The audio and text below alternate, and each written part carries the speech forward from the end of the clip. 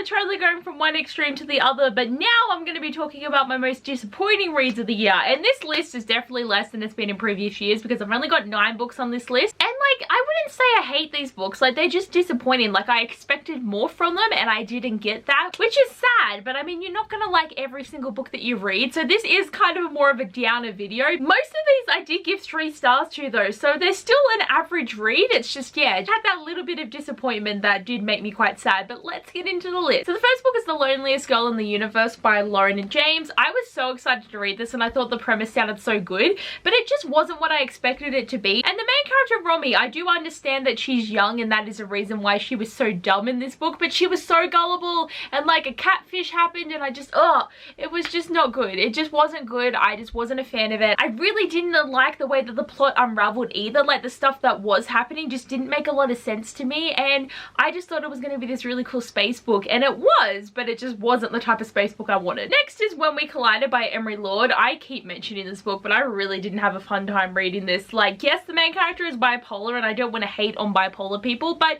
she was a total bitch and I do understand, but I also don't understand. And then we got Jonah, the other main character, and he's recently just had his father pass away and he's got to help look after his family, and it's really sad, and he just latches onto Vivi and I just don't understand it. He shouldn't have a girlfriend in this time, and she is just such a big explosion of personality and she just doesn't care. She doesn't care about Jonah. She doesn't want to help out, and I just don't understand why they fall for each other. They're just not a good couple. It's very toxic to me and I just really didn't like it. Like the big family aspect of Jonah's lifestyle was interesting to me, but just everything involving Vivi just was not. Okay, so the next 2 books I'm classing together because they are very similar plots, and just I was kind of expecting more from both of them, and I guess because I read both of them, it made it really hard for me to actually judge these books because I read one after the other, it felt like, and they were just very similar and I just wanted more from them. But it is The Disasters by M.K. England and Aurora Rising by Amy Kaufman and Jay Kristoff. Like, I gave both of these books 4 stars, so they're still really good reads, but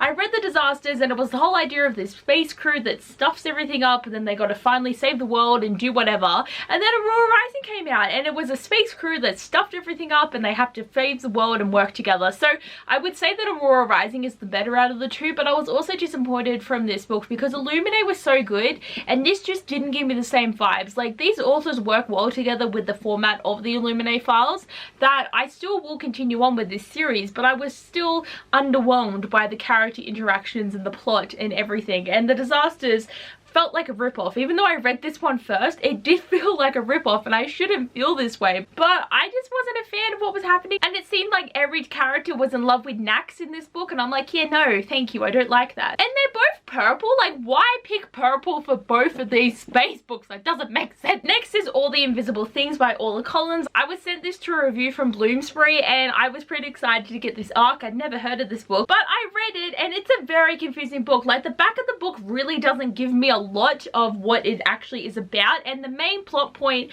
in this book that we get revealed to us at the end, I just wasn't a fan of. Like, it's understandable and it's something that I guess people have happened to them and we should know more about it, but I also don't want to know more about it. Like, it made me cringe a lot and I wasn't a fan of it, and I really just didn't like these characters. Like, yes, this book did a good job of really talking about real stuff that girls go through, and I liked that aspect of it, but most of this book I just really didn't like the characters and how they interacted with each other. It just wasn't fun for me. Oh mate, When You Were Mine by Rebecca Sturley was the worst, I have to be honest. So this is a Romeo and Juliet retelling in a modern setting where Rosaline is the main character. Literally her name is Rosaline. Juliet is her cousin and Rob is the guy that she just about started to date, and then Juliet turned up and then he just goes off with her. This was just high cringy school gossip lifestyle that I wasn't a fan of, and the main character was just upset about Rob the whole book, and then there's this other guy, the big weirdo that she never thought she'd fall in love with, and then she does, and then just, yeah, the book, it goes the way the play does. Like, it's so dumb.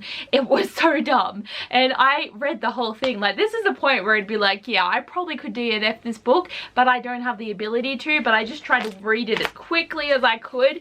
but I was not a fan. Next is Wilder Girls by Rory Power. So this is a book that everyone was hyping up, and this is one that I got from Pan Macmillan. I was very excited to get this book because, as I said, everyone was hyping it up, but it was just so gross. But it was about a disease, and these girls are being quarantined in their school on this remote island. Like, I liked that part of it, but the main plot that the synopsis tells you about doesn't happen until halfway through the book, and then nothing comes of it. That's what annoys me, is there is no plot. These characters just kind of have interactions, and I was like, but like, really, there is no plot. That is what annoys me about this book, and I don't know what I was expecting. It just seemed like it was going to be this book about this cool disease that's happening, that's affecting these girls, and stuff's changing, but just nothing happened. Nothing actually happened, and I feel like we need another book because I'm pretty sure this is a standalone. It didn't explain anything, and I'm just annoyed by it. Oh, mate. Reign of the Fallen by Sarah Glenn Marsh, of course, was going to make this list. I hated this, I have to say. I still gave it 2 stars because some aspects of it were okay. But basically, this book is about necromancy, and what happens is when you die, you can get brought back by the necromancers, and you have to be completely covered in all these black robes because if the sunlight touches you, you turn into one of these weird monsters. So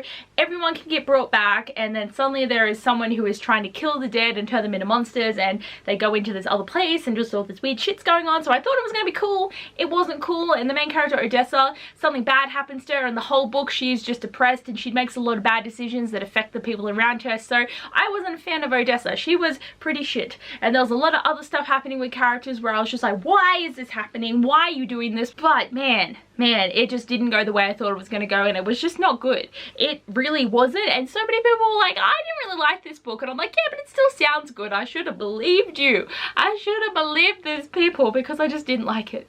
I didn't like it one bit, man. And the last one is oh no, that's the wrong book. Oh mate. Scooch.